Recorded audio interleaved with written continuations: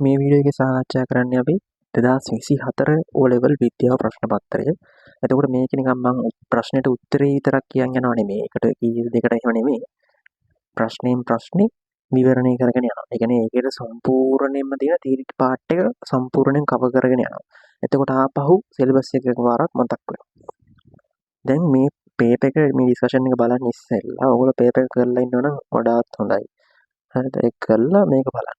දැන් හිතන්නකො මේ මුකුත්ම දන්නේ නැති කියන්නේ සයන්ස් කැඩවෙලාම ඉන්න එකෙක් බලනවා කියලා හරියනම් බලන්න ඕනේ නැහැ. බලන්න බලලා තීරි පාඩ් එක හොඳට අහගෙන ඊට පස්සේ ඒක කොලේක ලියලා පොතක් අරන් පොතක ලියලා ඊට පස්සේ මම දෙන ෂෝට් නෝට් තියෙනවා නේ ඒව හොඳට රිෆර් කරන්න. හරි ඒ ෂෝට් නෝට් ටිකත් හොඳට බලලා ඊට පස්සේ අමාරු පාර්ට් තියෙනවා නම් ඒ දැන් මම මේක මේ ඩිස්කෂන් එක කරන් යද්දී හවුනවනේ අපිට ටිකක් අර අමාරු ටිකක් තියෙන يعني කොටසක් හොඳට අහගන්න තියෙන ටිකක් හොඳට වැදින්න ඕනේ කොටස් තියෙනවානේ ප්‍රශ්න ටිකක් වැඩිපුර අහන.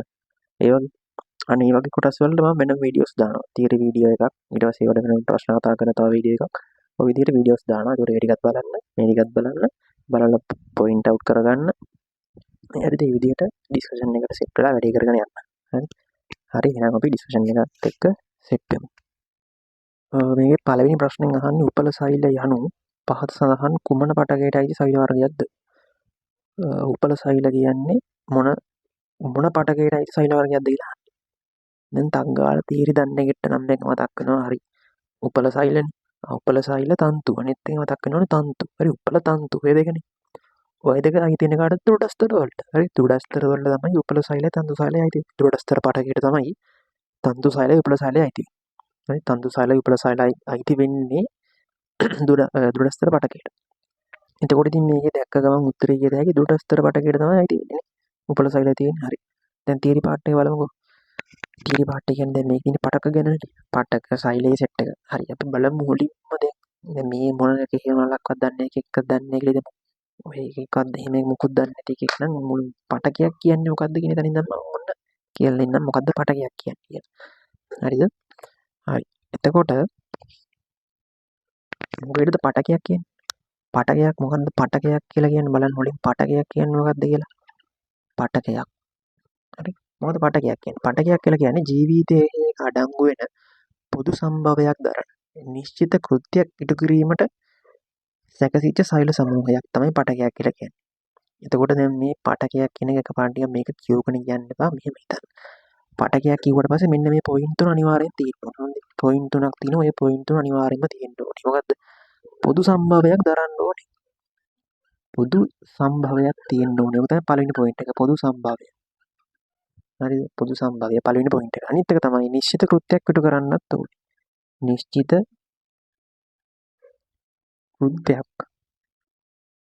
කෘත්‍යයක්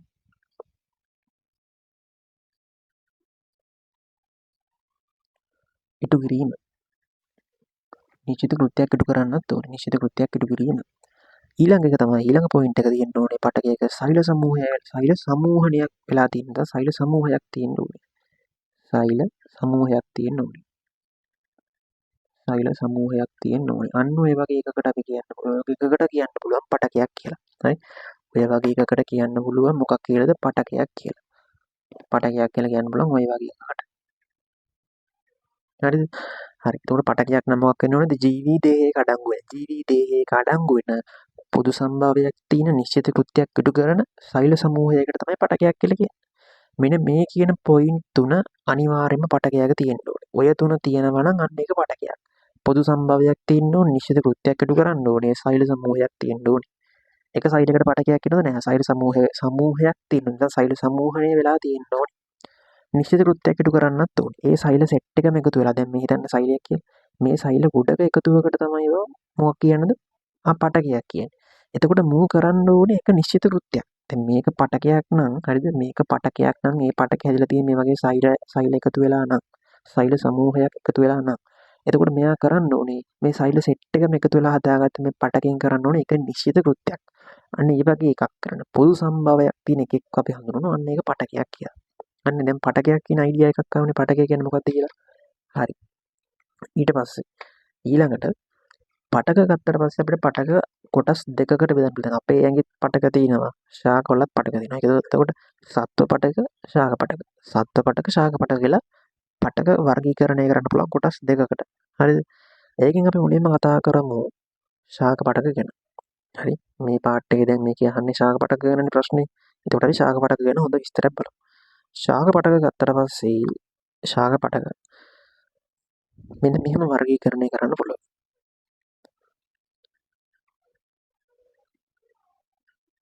ශාක පටක කොටස් දෙකකට වෙන් කරන්න පුළුවන්. කොහොමද? හරි. මේක බෙදන්න පුළුවන් මෙහෙම. ස්ථිර පටකයි ස්ථිර පටක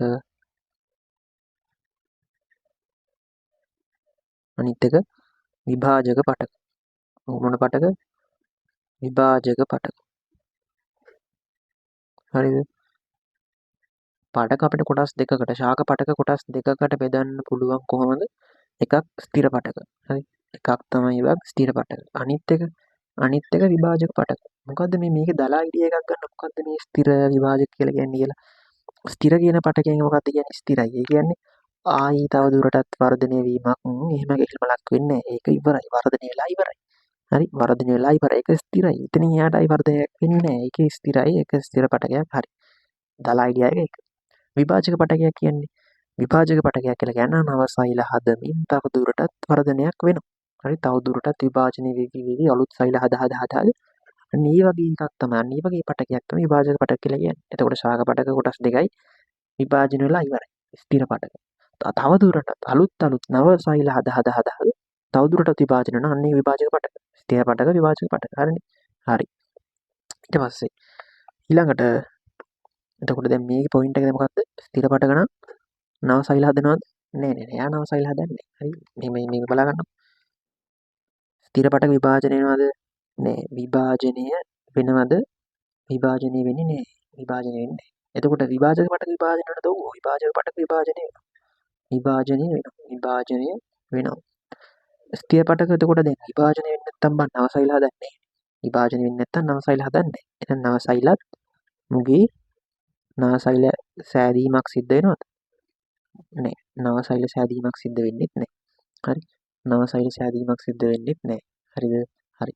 ඊට පස්සේ විභාජක පටකවල නව සෛල හැදෙනවා. ඉතින් විභාජනය වෙනවනේ. විභාජක පටක විභාජනය වෙනවා. ඒක නිසා නව සෛල හදනවා. නව සෛල හදනවා. දැන් මුගේ නව සෛල නැහැ. මුගේ නව සෛල හදනවා. හරි. ඔන්න ඔක තමයි ශාක පටකවල වර්ගීකරණයේ ප්‍රධානම කොටස. කියන්නේ මුලින්ම එන හොඳ අයිඩියා එකක් තියෙන්න ඕනේ. මොකද්ද වෙන්නේ කියලා. හරිද? හරි. ඊට පස්සේ ඊළඟට බලන්න විභාජක පටකයක් කියන්නේ මොකක්ද කියලා. ඒ කියන්නේ සක්‍රීය ලෙස අනුනන විභාජනයට ලක්වන. අනුනන විභාජනයට ලක්වෙන නව සෛල සෑදීමට හැකියාව දරන සෛල වලින් සෑදෙන පටක තමයි විභාජක පටකයක් කියලා කියන්නේ. හරිද? එතකොට දැන් මේ විභාජක පටක නිසා නේද ශාකයක වර්ධනය කියන එක සිද්ධ වෙන්නේ. විභාජක පටක නිසා තමයි ශාකයක වර්ධනය කියන එක සිද්ධ වෙන්නේ. ඇයි වන්නයි? නව සෛල හදනවා. නව සෛල හදනකොට තමයි මේකද වෙන්නේ. මේවා හදලා එතකොට අන්න ටික ශාකය වර්ධනය වීමට ලක් වෙනවා. හරි? ඒ ශාකය දැන් උස යනවා. ශාකය උස යන්නේ කොහොමද? විභාජක පටක නිසා. ඒ මූ නව සෛල හදන්න එපා. මූ හදන නිසා තමයි ශාකය උසින් වැඩි වෙන්නේ. හරි? හරි. එතකොට ඒ වගේ දැන් අර ශාකයක වර්ධනය වෙන්නේ ඇයි? විභාජක පටක තියෙනද? විභාජක පටක නැහැ කියන්නකො. එහෙම නැති වෙන්නේ නැහැ තියෙනවා. මගේ විභාජක පටක නැති වුණොත් එහෙම ශාකයක් වර්ධනය වෙනවද? නැහැ. ශාකයක් වර්ධනය වෙන්නේ නැහැ. ඒ ස්ථිර පටක තිබ්බ කියලා වැඩක් නැහැ. මූ නව සෛල හදනවද නැහැ. විභාජනය වෙනවද තව දුරටත් නැහැ. එහෙනම් ශාකයක් මෙයා නැත්තම් මෙයා විතරක් තිබ්බොත් එහෙම වර්ධනය වෙයිද නැහැ. උසේ නැහැ. හරි. ඊළඟට දැන් මොකද්ද මම මෙතන කිව්වා අනුනන විභාජනයක් ගැන. මොකද්ද මේ අනුනන විභාජනයක් කියලා කියන්නේ? නේ? දැන් අනුනන විභාජනයක් තමයි මේකදී වෙන්නේ. දැන් ශාකයක දැන් හිතන්නකෝ මේ ඌනන විභාජනය අනුනන විභාජනය කියලා අවස්ථා දෙකක් තියෙනවා දන්නවනේ. ඌනනයයි අනුනනයයි. එතකොට මෙතනදී කරන්නේ මොකද්ද? මොන විභාජනයක්ද? ශාක පටකයකදී වෙන්නේ මේ විභාජක පටක ස්ථිර පටක ආශ්‍රිතව කතා කරන්නේ මොනවද? ඒකදී වෙන්නේ අනුනන විභාජනයක්. අනුනන විභාජනයක්. හරි. මොන විභාජනයක්ද? අනුනන විභාජනයක්. හරි. එතකොට සක්‍රීය විදිහට අනුනන විභාජනයට ලක් වෙන නව සෛල අලුතෙන් හදන්න පුළුවන්. ඒ කියන්නේ සෛල අලුතෙන් හදන්න හැකියාවක් දරන සෛල වලින් හැදෙන පටක තමයි විභාජක පටක කියලා කියන්නේ. විභාජක පටක නැත්තම් බං ගහක් කුසෙන්නේ නේ. හරි. සරල කතාව ඔච්චරයි. එතකොට ඔන්න සම්පූර්ණයෙන්ම මුල් අයිඩියා එකක් දුන්නා. මොකද්ද පටකයක් කියලා කියන්නේ? කොහොමද ශාක පටක, සත්ත්ව පටක කියලා දෙකක් තියෙනවා. ඒකින් ශාක පටක කොටස් දෙකයි, ස්ථිර පටක, විභාජක පටක. විභාජක පටක වලට මොනවද තියෙන්නේ? විභාජනය පුළුවන්, නවසයිල හදන්න පුළුවන්.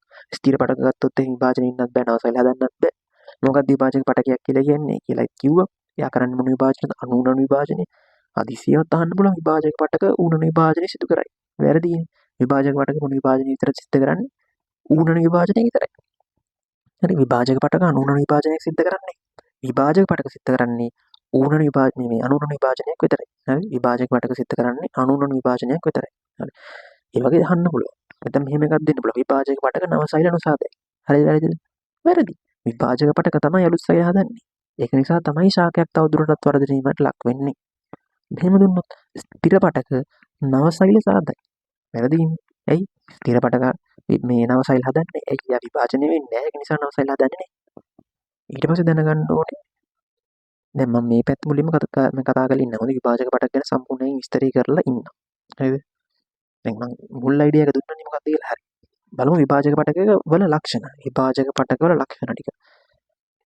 මේව ගත්තොත් එහෙනම් ප්‍රමාණයෙන් කුඩයි. මේ අලි විශාල ඒවා නෙමෙයි. තාම මේ හැදෙන චූටි බබාලා වගේ කට්ටියක් විභාජක පටක වලයි තියෙන්නේ. මුලින්ම කියන්නේ අලුතෙන්ම හදනකොට දැන් පොඩි එකෙක් මුලින් ඉපදෙනකොට මේ ඉපදුනාට පස්සේ අවුරුදු 4-5 ගියෙක් වගේ එකෙක් ඉපදෙන්නේ නැහැ නේ මුලින්ම. පොඩි එකා විදිහට ඉපදෙන්නේ. ඒ වගේ කියන්නේ දැන් මේවා ගත්තොත් එහෙම ඒවතර මහ විශාල සෛල වගේ එහෙම නැහැ. ප්‍රමාණයෙන් කුඩයි.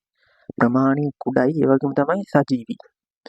පණ නැති එකෙක් වර්ධනය වෙනවද? නෑ නේ. එහෙනම් අනිවාර්යයෙන්ම සජීවී වෙන්න ඕනේ. පොඩි එකෙක් නේ මුලින්ම විභාජක කියන්නේ මතක තියාගන්න පොඩි එකෙක්.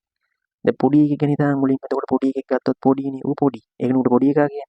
පොඩි. අනිත් එක තමයි ඊට පස්සේ අනිත් එක සජීවී. හරිද? පණ තියෙනවා. එතකොට පොඩි අනිත් එක පණ තියෙනවා. එහෙම මතක තියාගන්න. පොඩි පණ තියෙනවා. හරි පොඩි නිසා ප්‍රමාණයෙන් කුඩායි. හරි ඊට පස්සේ සජීවී සෛල පණ තියෙන සජීවී සෛල. හරි. ඊට පස්සේ ඊළඟට අනිත් එක තමයි කැපී පෙනෙන විශාල න්‍යෂ්ටි තියෙනවා. කැපී පෙනෙන විශාල න්‍යෂ්ටි තියෙනවා. කැපී පෙනෙන විශාල න්‍යෂ්ටි තියෙනවා. විශාල න්‍යෂ්ටි තියෙනවා. එතකොට දැන් හිතන්න විශාල න්‍යෂ්ටි තියෙනවා. එතකොට විශාල න්‍යෂ්ටි තියෙනකොට දැන් මොකද වෙන්නේ? විශාල න්‍යෂ්ටි තියෙනකොට විශාල න්‍යෂ්ටි තියෙනකොට බලන්න විශාල න්‍යෂ්ටි තියෙනකොට මොකද වෙන්නේ? ඈ විශාල න්‍යෂ්ටි තියෙනකොට හරිද? විශාල න්‍යෂ්ටි තියෙනකොට දැන් මෙහෙමනේ. දැන් මෙහෙම තියෙනකොට මෙහෙම සීලා තියෙනවනේ විශාල න්‍යෂ්ටි තියෙනවනේ. විශාල න්‍යෂ්ටි තියෙනකොට මොකද වෙන්නේ?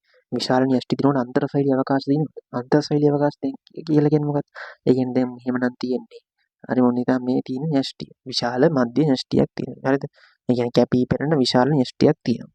දැන් මෙහෙම න්‍යෂ්ටියක් තියෙනකොට මොකද වෙන්නේ? න්‍යෂ්ටියටම ලොකු ඉඩ ප්‍රමාණයක් වෙන් කරගෙන තියෙනකොට සෛලේ අනිත් කොටස් වලට තියෙන ඉඩ තියෙන ගොඩක් නෑනේ. අන්තරශෛලීය අවකාශ රහිතයි. නැහැ. අන්තරශෛලීය අවකාශ නැහැ. අනිත් එක තමයි හරිත ලව දරනවද? නෑ. හරිත ලව දරන්නේ. හරිත ලව දරන්නෙත් නෑ. අනිත් එක තමයි විශාල මධ්‍ය රික්තක නොදරන අතර කුඩා රික්තක දරයි. දැන් විශාල මධ්‍ය රික්තකයක් දරන්න විදියක් නෑනේ. මේ විශාල න්‍යෂ්ටියක් තියෙනවනේ. න්‍යෂ්ටියක් තියෙනකොට මධ්‍ය රික්තකයක් කොහොමද දරන්නේ විශාල එකක්? විදියක් නෑනේ. එතකොට එහෙනම් විශාල මධ්‍ය විශාල න්‍යෂ්ටියක් තියෙනවා නම් විශාල මධ්‍ය රික්තක නෑ. තියෙන්නේ කුඩා රික්තක කිහිපයක් විතරයි. හරිද? අනිත් එක තමයි මයිටොකොන්ඩ්‍රියා විශාල සංඛ්‍යාවක් තියෙනවා. මයිටොකොන්ඩ්‍රියා විශාල සංඛ්‍යාවක් තියෙනවා. හරිද? ඒ තමයි විභාජක පටකවල ලක්ෂණ ටික. විභාජන මේ chart එක බලන්න මේ chart එකේ තියෙන්නේ අර මං කිව්ව set එකම දැන් මම chart එකට ගත්තා. එතකොට විභාජක පටක කොටස් තුනකට බෙදන්න පුළුවන්. මොකද්ද? අග්‍රස් විභාජක, පාර්ශ්ව විභාජක, අනිත් එක අන්තරස්ථ විභාජක. අග්‍රස් විභාජක, පාර්ශ්ව විභාජක, අන්තරස්ථ විභාජක. අග්‍රස් විභාජක, පාර්ශ්ව විභාජක, අන්තරස්ථ විභාජක කියලා විභාජක පටක කියන එක කොටස් තුනකට බෙදන්න පුළුවන්. එතකොට අග්‍රස් විභාජක කියන කොහෙද තියෙන අග්‍රස්ථ? අග්‍රස්ථ කිව්වම දැන් හිතන්න කඳ ගහක උඩින් උස යනවානේ. ප්‍රරෝහාග්‍රස්ථය ගත්තොත් එහෙනම් ප්‍රරෝහාග්‍රස්ථය උඩ දික් වෙවි උඩ යනවා. ඒ කියන්නේ එතන ඒ අර උඩින් උඩට යනවානේ. එතකොට එතන කඳ අග්‍රස්ථය මේ තියෙන කඳ අග්‍රස්ථයේ තියෙනවා. එතකොට කඳ අග්‍රස්ථයේ තියෙනවා මේ අග්‍රස් විභාජක මෙන්න මේ හරිය තමයි තියෙන්නේ. අග්‍රස් විභාජක කොහෙද තියෙන්නේ? කඳ අග්‍රස්ථයේ කඳේ අග්‍රස්ථය අග්‍රය කඳේ අග්‍රස්ථය. අනිත් එක තමයි මූල අග්‍රස්ථය. මූල පල්ලෙහාට මූල පසට වර්ධනය වෙනවා. පස ඒ ටිකේ වර්ධනය වෙනවා. එතකොට මූලාග්‍රස්ථය පල්ලෙහාට කඳාග්‍රස්ථය ඉහළට. දැන් මේකෙන් මොකද්ද වෙන්නේ?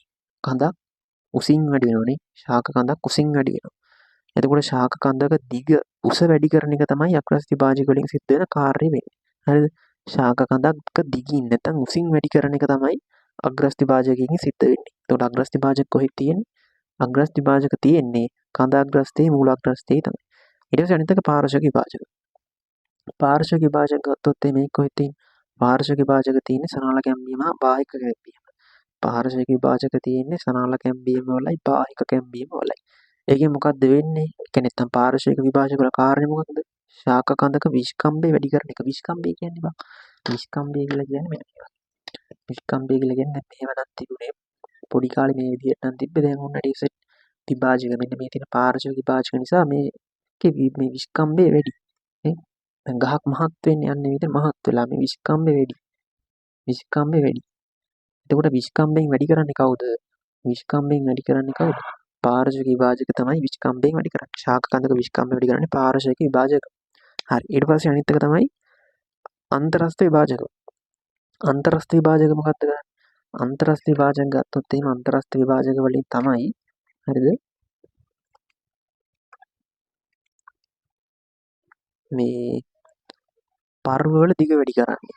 අන්තරස්ථ විභාජක වලින් කරන්නේ මොකද? කොහෙද තියෙන්නේ? පර්ව පාදයන් වල තමයි අන්තරස්ථ විභාජක තියෙන්නේ.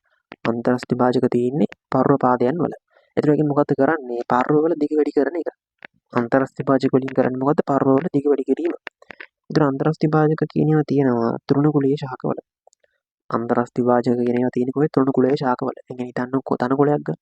තනකොළයක් ගත්තොත් එහෙම ඕක දැන් මේ ඒ වගේ තියෙන මොකක්ද? අන්තරස්ථ විභාජක. පර්ව වල දිග වැඩි කරන්නේ ඒකේ. පර්ව වල දිග වැඩි කරන්නේ අන්තරස්ථ විභාජක වලින්. හරිනේ. එතකොට විභාජක පටක වලට ඔන්න ඔය ටික තමයි තියෙන්නේ. ඊට පස්සේ ඊළඟට හම්බ වෙනවා මොකද්ද? ස්ථිර පටක. ඔන්න දැන් බලමු ස්ථිර පටක කියලා. මොකද්ද ස්ථිර පටකයක් කියලා කියන්නේ? හරි. ස්ථිර පටකයක් කියන්නේ මොකද්ද? ස්ථිර පටකයක් කියලා කියන්නේ තවදුරටත් විභාජනයට ලක් වෙන්න බැරි. නිශ්චිත කෘත්‍යයක් ඉටු කිරීමට විශේෂණ වෙච්ච පටක තමයි ස්ථිර පටකයක් කියලා කියන්නේ. දැන් මම අතනදී කිව්වා මතකද? මෙතකදී මුලින්ම කිව්වා ස්ථිර පටක වල විභාජන වෙන්න බෑ. ඒක නිසා නවසයිල හදන්නේ නැහැ. හරිනේ ඉතින් මේ දෙක දාලා කියන්නේ නිශ්චිත කෘත්‍යයක් ඉටු කරනවා කියලා. අන්න එතකොට ස්ථිර පටක වල නිර්වචනය හරි. මොකද්ද? තවදුරටත් විභාජනයට ලක් වේ යන හැකි නිශ්චිත කෘත්‍යයක් ඉටු කිරීමට විශේෂණ වෙච්ච පටක ස්ථිර පටක විදිහට හඳුන්වනවා. ස්ථිර පටක නැවත කොටස් දෙකකට බෙදන්න පුළුවන් සරල ස්ථිර පටක සහ අනිත් එක සංකීර්ණ ස්ථිර පටක. මොකද්ද මේ සරල කියන එකේ සංකීර්ණ කියන එකේ වචනවල තේරුම මොනවද? ඊට පස්සේ මේ දෙක දැනගත්තාට පස්සේ හරි. ස්ථිර පටක වලට ගත්තට පස්සේ ඒක සරල ස්ථිර සංකීර්ණ ස්ථිර කියලා කොටස් දෙකකට බෙදෙනවා. මොකද්ද එතකොට සරල ස්ථිර පටකයක් කියලා කියන්නේ මේ දැන් මේක බලන්න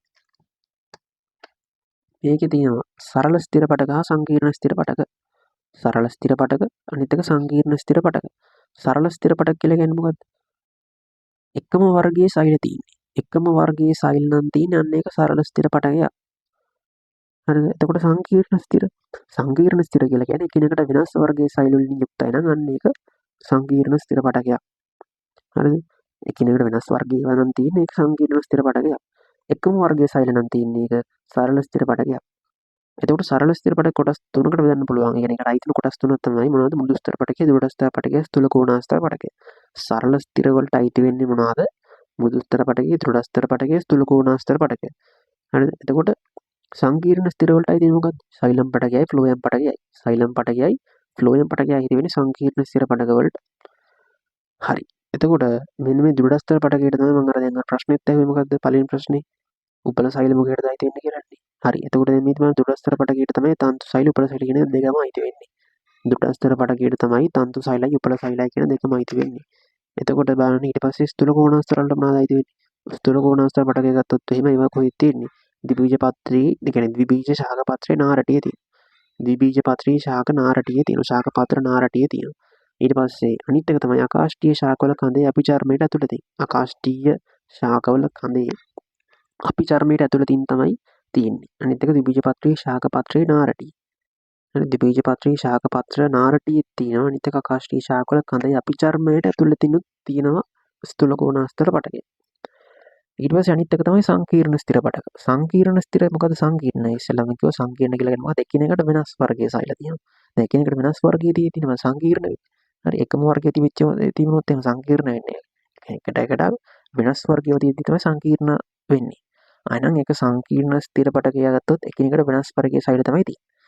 ඒකට තියෙන්නේ සෛලම් පටකයයි ෆ්ලෝයම් පටකයයි. සෛලම් පටකය ෆ්ලෝයම් පටකය. එතකොට සෛලම් පටකයට මොනවද තියෙන්නේ? සෛලම වාහිනී, සෛලම වාහකාභ, සෛලමීය තන්තු, සෛලමීය මෘදුස්තර. සෛලම වාහිනී, සෛලම වාහකාව, සෛලම තන්තු, සෛලමීය මෘදුස්තර. ඊට පස්සේ අනිත් එක තමයි ෆ්ලෝයම් පටකයට. ෆ්ලෝයම් පටකයට මොනවද අයිති වෙන්නේ? පෙනේර නල, සහචර සෛල, ෆ්ලෝයමීය මෘදුස්තර, ෆ්ලෝයමීය තන්තු. පෙනේර නල, සහචර සෛල, ෆ්ලෝයමීය මෘදුස්තර, ෆ්ලෝයමීය තන්තු. හරි. එතකොට සෛලම වාහිනී, වාහකාව, තන්තු. මෙන්න මේ තුනම ගත්තොත් මේ තුන් දෙනාම අජීවී. ඒ කියන්නේ අජීවී කියනවා ඉතින් පාන නෙවෙයි. පාන කියන්නේ අජීවී. හරිද? සෛලම වාහිනී, සෛලම වාහකාව, සෛලමීය තන්තු අජීවී. සෛලමීය මෘදුස්තර විතරයි සජීවී වෙන්නේ. සෛලමීය මෘදුස්තර විතරයි සජීවී වෙන්නේ. පෙනේර නල, සහචර සෛල, ෆ්ලෝයමීය මෘදුස්තර ගත්තොත් ඒ තුන සජීවී වෙනවා. හැබැයි ෆ්ලෝයමීය තන්තු අජීවී. ෆ්ලෝයමීය තන්තු අජීවී වෙනවා. ඔය ඉතින් chart එක දැන් මේක ඕගොල්ලෝ ටිකපාරක් බලා ගන්න. හරිද? ඊට පස්සේ මම මේක යටින් දානවා. මේක ඊට පස්සේ ඇඳ ගන්න. ඉතින් විභාජක පටක ඊට පස්සේ ස්ථිර පටක ඊළඟට මේ අග්‍රස්ථ විභාජක, පාර්ශ්වික විභාජක, අන්තරස්ථ විභාජක ඊට පස්සේ ස්ථිර පටක වලට සරල ස්ථිර පටක, සංකීර්ණ ස්ථිර පටක, සරල ස්ථිර කියලා කියන්නේ මොකක්ද? එකම වර්ගයේ සෛල වලින් තමයි ඇතිලා තියෙන්නේ. සංකීර්ණ ස්ථිර පටක ගත්තොත් මේ එකිනෙකට වෙනස් වර්ගයේ සෛල වලින් තමයි සංකීර්ණ ස්ථිර පටක හැදිලා තියෙන්නේ. එතකොට අග්‍රස්ථ විභාජක වලට උදාහරණ මොනවද? ඒ කොහෙද තියෙන්නේ? පාර්ශ්ව විභාජක කොහෙද තියෙන්නේ? අන්තරස්ථ විභාජක කොහෙද තියෙන්නේ? ඊට පස්සේ අග්‍රස්ථ විභාජක අඳ අග්‍රස්ථයේ මුල අග්‍රස්ථයේ තියෙනවා. පාර්ශ්ව විභාජක සාල කැම්බීම, බාහික කැම්බීම වල තියෙනවා. අන්තරස්ථ විභාජක අඳේ පර්රයන් වල තියෙනවා. ඊට පස්සේ මේ රූපෙන් බලා ගන්න පුළුවන් ඒවා කොහෙද තියෙන්නේ කියලා. ඒවා කාර්යන් මොනවද? අග්‍රස්ථ විභාජක වල නම් කාර්ය ශාඛාත දිගින් වැඩි කරන එක, උසින් වැඩි කරන එක. පාර්ශ්ව විභාජක වල නම් කරන්නේ මොකද්ද? ශාඛාන්තක විස්කම්භය වැඩි කරන එක. අන්තරස්ථ විභාජක වලින් නම් මොකද්ද කරන්නේ? පර්රවල දිග වැඩි කරන එක. ඒතර ඒවා කොහෙද තියෙන්නේ? ඊළඟට ඊට පස්සේ මම කිව්වා සරල ස්ථිර පටකයි සංකීර්ණ ස්ථිර පටකයි. ඒවා සරල ස්ථිර වලට අයිති වෙන මෘදුස්තර පටකය, දෘಢස්තර පටකය, ස්ථූල කෝණාස්තර පටකය. එතකොට දෘಢස්තර පටකයට අයිති වෙන තන්තු සෛල, උපල සෛල. ස්ථූල කෝණාස්තර පටකය කොහෙද තියෙන්නේ? පිච්ච පත්‍රයේ ශාක පත්‍ර නාරඩිය තියෙනවා. අනිත් එක ආකාශීය ශාකවල කඳේ අපි චර්මයට ඇතුළතින් තියෙනවා. ඊට පස්සේ සංකීර්ණ ස්ථිර පටක ගත්තොත් මේක තියෙන ශෛලම් පටකය, ෆ්ලෝයම් පටකයයි. සෛලම් පටකය ගත්තොත් සෛලම් පටකයට අයිති වෙන සෛලම වාහිනී, සෛලම වාහකාව, සෛලමීය තන්තු, සෛලමීය මෘදුස්තර. එතකොට ඒකෙන් පළවෙනි තුන් දෙනාම එහෙම නැත්නම් සෛලම වාහිනී, වාහකාව, තන්තු කියන තුන් දෙනාම අජීවී. සෛලමීය මෘදුස්තර විතරක් සජීවී. ඊට පස්සේ ෆ්ලෝයම් පටකයට අයිති වෙන පෙනේර නලයක සහචර සෛල, ෆ්ලෝයමීය මෘදුස්තර, ෆ්ලෝයමීය තන්තු. ඒකෙන් පෙනේර නල, සහචර සෛල, ෆ්ලෝයමීය මෘදුස්තර කියන තුන් දෙනා සජීවී. ෆ්ලෝයමීය මෘදුස්තර කියන එක, ෆ්ලෝයමීය තන්තු කියන කෙනා අජීවී වෙනවා. හරි. ෆ්ලෝයමීය තන්තු කියන කෙනා අජීවී වෙනවා. හරි මේ ටික හරි. හරි. එතකොට මේ chart එකෙන් කතා කරන්න යන්නේ සරල ස්ථිර පටක ගැන. සරල ස්ථිර පටකය මම මෙහෙම වර්ගීකරණය කරා මේ chart එකට දාලා. මෘදුස්තර පටකය, ස්ථූල කෝණාස්තර පටකය, අනිත් එක තමයි දෘಢස්තර පටකය. හරිද? එතකොට මේ chart එක පාඩම් කරගත්තොත් මෙන්න මේ chart එක ඇතුලේ ඔක්කොම තියෙනවා. හරි. ලක්ෂණ ටික ඔක්කොම තියෙනවා මේක ඇතුලේ. මේක පාඩම් කරගන්න ඕනේ. ඉතින් මේක පාඩම් කරනවා කියලා ඉතින් මේක පොඩ්ඩක් බලා ගන්න. බලාගෙන ඊට පස්සේ දැන් මම කියනවා ප්‍රශ්න කරනවා කියලා. අන්නේ ප්‍රශ්න කරනකොට සෙට් වෙනවා. ඊට පස්සේ ප්‍රශ්න ටික කරගත්තා. තියරි ටික පාඩම් කරගත්තා. ප්‍රශ්න ටික කරාම හරි. හරි. මේක පාඩම් කරනවා කියලා ඉතින් කට පාඩම් නෙමෙයි තුන් පාරක් දෙතුන් පාරක් බලා ගන්න. බලලා ඊට පස්සේ ප්‍රශ්න ටික කරන්න. එතකොට හරි. හරි. එතකොට මෘදුස්තර පටකය ගත්තොත් මෘදුස්තර පටකයේ ලක්ෂණ ටික මොනවද බලන්න. මෘදුස්තර පටකයේ ලක්ෂණ තමයි සජීවී සෛල වලින් යුක්තයි. හරි. දැන් මම මේක පොඩ්ඩක් කම්පෙයාර් කරන් යන්න. හරි. මේක කම්පෙයාර් කරන් යන්න. එතකොට වැඩි ලේසියි. මෘදුස්තර පටක ගත්තොත් මෘදුස්තර පටකයේ සජීවී. ස්ථූල කෝණාස්තරත් සජීවී. හැබැයි දෘಢස්තර ගත්තොත් දෘಢස්තර අජීවී. දෘಢස්තර ගත්තොත් දෘಢස්තර අජීවී. හරි. දෘಢස්තර ගත්තොත් දෘಢස්තර අජීවී වෙනවා. මෘදුස්තර සජීවී සෛල වලින් යුක්තයි. ස්ථූල කෝණාස්තර ගත්තොත් ඒවත් සජීවී. මෘදුස්තරයි ස්ථූල කෝණාස්තරයි සජීවී. හැබැයි දෘঢ়ස්තර අජීවී. ඊට පස්සේ අනිත් එක තමයි අන්තරසෛලීය අවකාශ නැහැ. දැන් මෘදුස්තර පටකයේ අන්තරසෛලීය අවකාශ නැහැ. මතකද මම කිව්වා දැන් මේ නෑ මම ඒක දැක්සේ කියලා කිව්වා. හරි. ඊට පස්සේ ඊළඟට අන්තරසෛලීය අවකාශ නැහැ. ස්ථූල කෝණාස්තර පටකයේ තියෙන්නත් පුළුවන් අන්තරසෛලීය අවකාශ නැති වෙන්නත් පුළුවන්. දෘಢස්තර පටකයේ තියෙන අන්තරසෛලීය අවකාශ නැහැ. ඊට පස්සේ අනිත් එක තමයි ශාකයක බහුලවම දක්නට ලැබෙන්නේ. මෘදුස්තර පටකයේ තමයි ශාකයක බහුලවම දක්නට ලැබෙන්නේ. අනිත් එක තමයි ශාකයේ මෘදු කොටස් නිර්මාණය වෙන්නේ මෘදුස්තර පටකයේ. අනිත් එක ස්ථූල කෝණාස්තර පටකය. ඒක ගත්තොත් සෛල බිත්තිවල කොන් සෙලියුලෝස් මගෙන් ඝන වෙලා තියෙනවා. ස්ථූල කෝණාස්තර අර කෝණාස්තර ගැන කොනක් ගැන කියනවනේ. අනේ එතන ඒ සෛල බිත්තිවල කොන් සෙලියුලෝස් වලින් තමයි ඝන වෙලා තියෙන්නේ. එතකොට ඔහොම බලන්නකෝ. දෘಢස්තර පටකය ගැන. ඒක සෙලියුලෝස් බිත්ති මත ලිග්නින් දැම්පත් වෙලා තියෙනවා. අන්න ලිග්නින් තමයි කේස් එකනේ. ලිග්නින් තමයි මේකේ කේස් එක. එතකොට ලිග්නින් වලින් මොකද කරන්නේ? සෛලම දැන් මෙයාගේ මේ ලිග්නින් තැන්පත් වෙලා තියෙන දැන් මේ ස්ථූල කෝණාස්තර මොනවද තියෙන්නේ? ස්ථූල කෝණාස්තර පටකයේ තියෙන්නේ සෙලියුලෝස්. සෛල බිත්ති කොන් වල තියෙන සෙලියුලෝස්. හැබැයි දෘඩස්තර පටකයේ මොනවද තියෙන්නේ? ලිග්නින්. උගේ තියෙන්නේ ලිග්නින්. හරි. ඊට පස්සේ සෛල මැද හිස් කුහර පවතී. දැන් දෘඩස්තර පටකයේ සෛලවල මැද තියෙන හිස් කුහර. හිස් කුහර ඉතින් අජීවීනේ මම මේ දෘඩස්තර පටක අජීවී. දැන් මුට න්‍යෂ්ටි අරව මේව නැහැ. ඉතින් අජීවී. අජීවී නිසා සෛල මැද හිස්. සෛල මැද හිස්. සෛල මැද හිස් කුහර තමයි තියෙන්නේ. සෛල බිත්තිය සමාකාරව ඝනකමකින් යුක්ත වී පවතී. සෛල බිත්ති සමාකාර ඝනකමකින් යුක්ත වෙලා තියෙනවා. හරිද? එතකොට හරි. ඊට පස්සේ දැන් මේ බලන්න ස්ථූල කෝණාස්තරක එයාගේ සෛල බිත්ති විෂමාකාරව තමයි ඝන වෙලා තියෙන්නේ. ඇයි සෛල බිත්ති විෂමාකාරව ඝන වෙලා තියෙන්නේ? සෛල බිත්ති විෂමාකාරව ඝන වෙලා තියෙන්නේ ස්ථූල කෝණාස්තරවල කොන් වල තියෙනවනේ සෙලියුලෝස්. තේරෙනවද? ස්ථූල කෝණාස්තරවල සෛල බිත්ති වල කොන් වල තියෙනවා සෙලියුලෝස්. එකෙන් ඝන වෙලා තමයි තියෙන්නේ. ඉතින් ඒක නිසා සෛල බිත්ති විෂමාකාරව ඝන වෙලා තියෙනවා. හැබැයි ගුණස්තර පටකය ගත්තොත් එහෙම සෛල බිත්ති සමාකාරව තමයි ඝන වෙලා තියෙන්නේ. ඒ කියන්නේ සෛල සමාකාරව ඝන වෙලා කියලා කියන්නේ වටේම හරියට සමානව ඝන හම්බ වෙලා. ස්ථූල කෝණාස්තර ගත්තොත් ඉතින් එහෙම නැහැ. හරි අරහින් මෙහෙන් අරහින් මෙහෙන් තමයි ඝන වෙලා තියෙන්නේ. ඒ කියන්නේ වෙලා තියෙන හැබැයි අර හරියටම සමාකාරව නේ. දුඩස්තර වල එහෙම නැහැ සමාකාරව තමයි ඝන වෙලා තියෙන්නේ. හරි. ඒතර මුදුස්තර වල මොන ඝනකමක්වත් තියෙනවද නැහැ. මුදුස්තර ඉතින් එන්න පාඩුවේ අහිංසකව පැත්ත කරලා ඉන්න කිව්වම මොන ඝනකමක් තියෙන්නේ. හරි. එතකොට අනිත් එක තමයි දැන් මුදුස්තර පටකය ගත්තොත් එම සෛල ගෝලාකාරයි සම විෂ්කම්භිකයි. ගෝලාකාරයි. අනිත් එතකොට සම විෂ්කම්භිකයි. සමාන විෂ්කම්භ තමයි තියෙන්නේ හැමතැනටම. හරි. අනිත් එක තමයි දැන් එතකොට හිතන්න දැන් මුදුස්තර පටකයේ ඒකනේ මම කිව්වේ ගෝලාකාර සම විෂ්කම්භිකයි කියලා. හිතන්න ස්ථූල කෝණාස්තර එතකොට කොයි වගේද? ස්ථූල කෝණාස්තර වල කොණුත් ඝන වෙලා තමයි තියෙන්නේ. එතකොට දිගැටි හරස්කට බහු අශ්‍රාකාර වෙනවා. දිගැටි හරස්කට බහු අශ්‍රාකාර වෙනවා. ඊට පස්සේ බලන්න දෘඩස්තර පටකයේ දැන් දෘඩස්තර පටකයේ කොහොමද කිව්වනේ මෙයාගේ මේ සෛල වල මැද තියෙන ස්කුහර කියලා ඉතින් හරි මැද තියෙන ස්කුහර තමයි. හරි. එතකොට අනිත් එක සෛල බිත්ති වල ලිග්නින් තමයි තියෙන්නේ. සෛල බිත්ති වල ලිග්නින් තියෙනවා. ලිග්නින් තියෙනවනේ. හරි. එතකොට අනිත් එක සෛල බිත්ති සමාකාර ඝනකමකින් යුක්ත වෙලා පවතී. සෛල බිත්ති සමාකාර ඝනකමකින් යුක්ත වෙලා තියෙනවා. හරි. එතකොට දැන් මේ මුදුස්තර පටකය ගත්තොත් එම න්‍යෂ්ටිය සෛලප්ලාස්මයේ පර්යන්තව තමයි තියෙන්නේ. න්‍යෂ්ටිය සෛලප්ලාස්මයේ පර්යන්තව පවතී. න්‍යෂ්ටියේ තියෙන සෛලප්ලාස්මයේ පර්යන්ත පැත්තකට තල්ලු වෙලා තමයි න්‍යෂ්ටිය තියෙන්නේ. මොකද මැද තියෙන්නේ මධ්‍ය රික්තකේනේ. මධ්‍ය රික්තකයේ තියෙනකොට අනිත් ඒුන්ට ඉන්නේ කියන්නේ ලොකු ඉඩක් නැහැ. න්‍යෂ්ටිය වගේම පැත්තකට තල්ලු වෙලා තමයි තියෙන්නේ. අර රික්තකේ ඉඩ දෙන්න ඕනේ හින්දා. මොකද මධ්‍ය රික්තකයක් නේ තියෙන්නේ මුදුස්තර පටකේ. හරි. ඊට පස්සේ අනිත් එක තමයි ස්ථූල කෝණාස්තර. ස්ථූල කෝණාස්තර වල ගත්තොත් එහෙම සෛලප්ලාස්මයේ මධ්‍ය රික්තක න්‍යෂ්ටි ඇත. අන්න සෛලප්ලාස්මිකුත් තියෙනවා මධ්‍ය රික්තකක් තියෙනවා න්‍යෂ්ටිත් තියෙනවා. හරි. සෛලප්ලාස්මිකුත් තියෙනවා මධ්‍ය න්‍යෂ්ටියකුත් තියෙනවා රික්තකයකුත් තියෙනවා. හරි. ඊට පස්සේ මධ්‍ය රික්තකයකුත් තියෙනවා න්‍යෂ්ටියකුත් තියෙනවා. සරලදම මධ්‍ය රික්තකයකුයි න්‍යෂ්ටියකුයි තියෙනවා. දෘඩස්තර පටකය ගත්තොත් එහෙම සෛලවල මැද තියෙන ස්කුවර.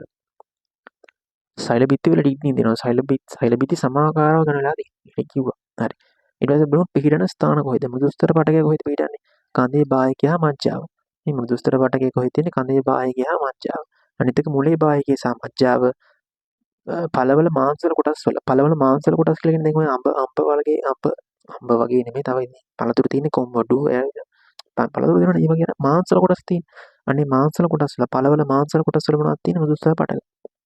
පත්‍රවල ඉනිය මුදුස්තරය හෝ සයවර මුදුස්තරය පවතී. හරි. ස්ථූල කෝණාස්තර ගත්තොත් එහෙම ස්ථූල කෝණාස්තර ගත්තොත් එහෙම දිබ්බීජ පත්‍රයේ ශාක පත්‍ර නාරටිය තියෙනවා. අනිත් තමයි ආකාශීය ශාකවල කඳේ අපචාරමයට ඇතුළත.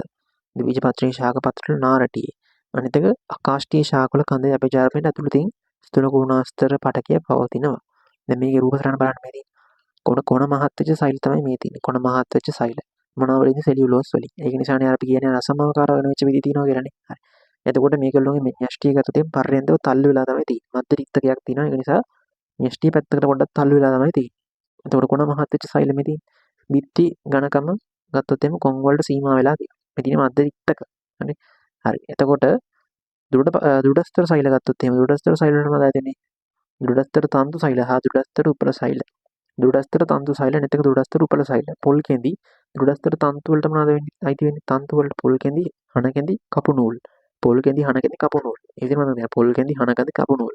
හරි. එතකොට දෘඩස්තර උපල සෛල වලට මොනවද අයිති වෙන්නේ? ඒකේ තියෙනවා පලාවරණ, පළවල අභ්‍යන්තර ආවරණය, බීජාවරණය. පලාවරණය, පළවල අභ්‍යන්තර ආවරණය, බීජාවරණය. පලාවරණය, පළවල අභ්‍යන්තර ආවරණය, අනිත් එක බීජාවරණය. පලාවරණය, පේර පයාස්. පලාවරණයටම දාකින් පේර පයාස්. අනිත් එක තමයි පලාවරණී කියන්නේ දුරස්තර සෛල වලට මම උපල සෛල තන්තු සෛල. එතකොට පලාවරණී තමයි පේරවල පෑස්වල තියෙන්නේ. පළවල අභ්‍යන්තරයේ ආවරණය තියෙනවා පොල්, කඳුරු, අඹ ඒ වගේ ඒවා තියෙනවා මොනවද? පළවල අභ්‍යන්තර ආවරණ වල.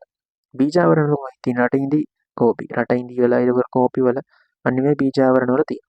හරිද? ඒක හරි. ඊට පස්සේ ඊළඟට කෘත්‍ය. දුස්තර පටකයේ කෘත්‍ය තමයි ප්‍රභා සංශ්ලේෂණය සිද්ධ කරනවා. දුස්තර පටකයේ ප්‍රභා සංශ්ලේෂණය සිද්ධ කරනවා. නිතක සංජිත කරන මොනවද? ආහාරයි ජලයයි. ආහාරයි ජලයයි සංජිත කරනු ලබනවා. ආහාර සහ ජලය සංජිත කරනු ලබනවා. එතකොට ආහාර නම් මොකද? කෙසෙල් මේ බතල මුල් කැරට් අන්න ඒ වගේ ඒවා තමයි සංජිත. එතකොට ජලය ගත්තොත් එහෙම කෝමාරිකා පතොක් අක්කපාන අන්න ඒ වගේ තමයි මේ ජලය සංජිත කරන්නේ. හරි. එතකොට අනිත් එක තමයි සහ මේ සංචරණය කියන්නේ මොනවද? සන්ධාරණය සන්ධාරණය සැපීම. සන්ධාරණය සපයන්නේ කවුද? කූඩළු වෙන ආකාශීය ශාක ශුන්‍යතාව මගින් සපයයි. සන්ධාරණය සපයන කූඩළු වෙන ආකාශීය ශාක ශුන්‍යතාවය මගින් තමයි සපයන්නේ. හරි. මේ සන්ධාරණය සැකසීම කූඩළු අනිත් එක ශුන්‍යතාවය මගින් තමයි මේ සන්ධාරණය සපයන්නේ. ශුන්‍යතාවය මගින් තමයි සන්ධාරණය සපයනු ලබන්නේ. ඒතර මේ තියෙන ගෝලාකාර සමවිෂ්කම්භික සෛල. දුස්තර පටකයේ මම ලක්ෂණ ටික වුණේ මෙතින් ගෝලාකාර සමවිෂ්කම්භික සෛල. ගෝලාකාරයි සමාන විෂ්කම්භ තමයි තියෙන්නේ. මේ තියෙන්නේ යෂ්ටි. හරි. ඊට පස්සේ අනිත් එක බලන්න දුඩස්තර වලට දුඩස්තර තන්දු සෛල තමයි මේ තියෙන්නේ. උපල සෛල තමයි මේ තියෙන්නේ. තන්දු සෛල උපල සෛල. හරි. ඉතින් මේ තියෙන හිස් කුහර තියෙනවා. අනිත් එක සෛල බිත්ති සමාකාරව ඝන වී ඇති. සෛල බිත්ති මොන ආකාරවද ඝන වෙලා තියෙන්නේ? සමාකාරව. සෛල බිත්ති සමාකාරව ඝන වී පවතී. එතකොට මේ තියෙන්නේ උපල සෛල. හරි. එතකොට පළවෙනි ප්‍රශ්නේ කතා කරලා ඉවරයි. එහෙනම් අපි ඊළඟ වීඩියෝ එකෙන් සෙට් මේකේ එතකොට මේ වීඩියෝ එක කතා කරන්නේ දෙවෙනි ප්‍රශ්නේ. මේ විදිහට මේ ප්‍රශ්නෙන් ප්‍රශ්නේ ඒකේ තියරි පොයින්ට් එකත් එක්ක කරගෙන යනවා. එතකොට මේක ඔයගොල්ලෝ අනිත් යාළුවන්ටත් ෂෙයා කරන්න. කොහොම හරි මේ වැඩේ කරලා දැන් මේක කරාට පස්සේ මේක බලුවාට පස්සේ පේපර් එක ආපහු ආයි පාරක් කරන්න. දැන් මේ විදිහට ප්‍රශ්න බලාගෙන යන්න. මේකට දැන් තියරි දන්නේ නැති කෙනෙක් නම් මතක් කරගන්න ඕන අනිවාර්යෙන් යන්න තියෙන එක හොඳයි. හරි ටක් ගාලා කොලයක් පැනක් කරගෙන ලියන්න. ලියලා මතක් කරගන්න ෂෝට් නෝට් එක ආයි ගහන්න පාඩම් කරගන්න. එඩිට් කරලා කොහොම හරි වැඩේ උඩ දාගන්න.